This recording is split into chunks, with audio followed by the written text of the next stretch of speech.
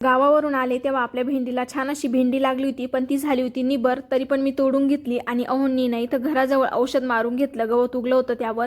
इथं आपल्या गवारला पण छान अशी गवार लागली. दोडक्याच्या वेलाला दोडक्याच्या कळ्या लागल्या. आणि त्यानंतर दुसऱ्या दिवशी नाही तर मस्त मार्केटमध्ये गेले. थोडासा भाजीपाला घ्यायचा होता. भाजीपाला घेतला मी आणि रुई तोपर्यंत आहे ना छान अशी खेळत होती. रुईला कसं असं बाहेर गेलं की खेळायला आवडतं. ती मंदिरामध्ये बघा काही ना काही असे उद्योग करत असती. त्यानंतर दुसऱ्या दिवशी नाही तर मार्केटमध्ये चाललो होतो संगमनेरला, कारण फ्रीज बघायचं होतं. तर बऱ्याच ताईंनी मागच्या व्हिडिओला सांगितलं की कुठल्या कंपनीचं फ्रीज घ्या. तर आम्ही पण बघतोय कुठलं घ्यायचं काय घ्यायचं. तर इथं आज आहे ना फ्रीज सिलेक्ट केलं आणि कुठलं घेतलं काय घेतलं हे बघण्यासाठी तुम्हाला उद्याचा व्हिडिओ बघावा लागेल. तर इथं बघा रुई छान अशी खेळत होती. फ्रीज घेतल्यानंतर आहे ना मला लोखंडी कपाट बघायचं होतं, ते पण मी बघितलं आणि इथं आम्ही फ्रीज फायनल केला आज.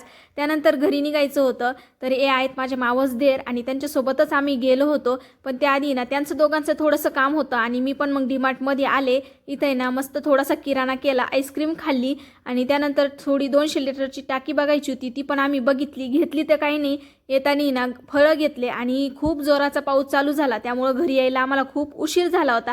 चला या छान अशा पावसासोबत या व्हिडिओची मी इथे सेंड करते. तुम्हाला हा व्हिडिओ कसा वाटला हे कमेंट करून सांगा आणि आवडला असेल तर लाईक करा. बाय.